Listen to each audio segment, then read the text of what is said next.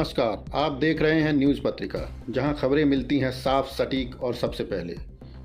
और शुरुआत करते हैं आज की सबसे बड़ी खबर से। राजस्थान के झालावाड़ जिले में सरकारी स्कूल की छत गिरने से हुए दर्दनाक हादसे के बाद अब सरकार हरकत में आ गई है।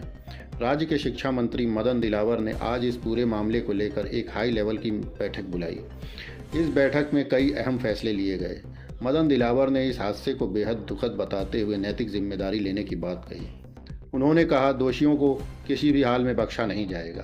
बैठक के बाद प्राचार्य मीणा गर्ग और 4 अन्य शिक्षकों को तत्काल सस्पेंड कर दिया गया। सरकार ने घोषणा की है कि मृत बच्चों के परिवारों को 10 लाख रुपए मुआवजा दिया जाएगा और परिवार के एक सदस्य को नौकरी भी दी जाएगी। नया बनने वाला स्कूल भवन अब इन बच्चों के नाम से समर्पित किया जाएगा। इतना ही नहीं, सरकार ने अब राजस्थान के सभी जर्जर स्कूल भवनों की जांच शुरू कर दी है।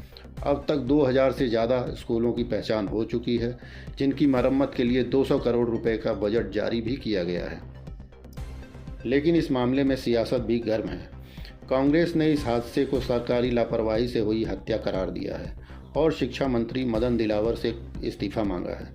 कांग्रेस नेता गोविंद सिंह डोटासरा ने कहा है, ये हादसा नहीं बल्कि प्रशासन की सीधी जिम्मेदारी है। अब बड़ा सवाल ये है कि क्या जांच और मुआवजा इन मासूम जानों की भरपाई कर सकता है या फिर ऐसी घटनाएं हमें बार बार यूं ही झकझोरती रहेंगी। अब रुख करते हैं आज की दूसरी बड़ी खबर की तरफ। समाजवादी पार्टी के राष्ट्रीय अध्यक्ष और पूर्व मुख्यमंत्री अखिलेश यादव ने मौजूदा योगी सरकार पर सीधा हमला बोला है। उन्होंने एक प्रेस कॉन्फ्रेंस में कहा कि उत्तर प्रदेश में पिछले कुछ वर्षों में 26,000 सरकारी स्कूल बंद कर दिए गए और दूसरी ओर वहीं 27,000 से अधिक शराब की दुकानें खोल दी गई हैं। अखिलेश यादव ने इसे विकास नहीं विनाश की राजनीति बताया है।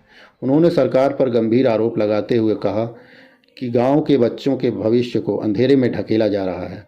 जिन स्कूलों में कभी बच्चे पढ़ते थे आज वो बंद पड़े हैं, लेकिन हर गली हर नुक्कड़ पर शराब की दुकानें खोल दी गई हैं। इतना ही नहीं, उन्होंने यह भी कहा, अगर सरकार शिक्षा नहीं दे सकती तो समाजवादी पार्टी खुद ये जिम्मेदारी उठाएगी। और इसी के तहत उन्होंने पीडीए पाठशाला की शुरुआत का ऐलान किया। पीडीए यानी पिछड़ा, दलित और अल्पसंख्यक समाज के बच्चों के लिए गांव-गांव में खोले जाएंगे फ्री एजुकेशन सेंटर, जहां बच्चों को मिलेंगी मुफ्त किताबें, पठन सामग्री और डिजिटल लर्निंग की सुविधा। वहीं जब ये सवाल सरकार से पूछा गया तो शिक्षा विभाग का कहना है कि बंद नहीं किए गए स्कूल बल्कि उन्हें मर्ज किया गया है। कम छात्र संख्या वाले स्कूलों को एक जगह समायोजित किया गया है, लेकिन विपक्ष इसे नहीं मानता। उसका आरोप ये है कि ये कदम गरीबों और पिछड़े वर्ग के बच्चों को शिक्षा से दूर करने की सोची समझी साजिश है। विपक्ष ने यह भी सवाल उठाया है कि सरकार के पास शराब की दुकानें खोलने का बजट है तो स्कूलों को बचाने के लिए पैसे क्यों नहीं हैं।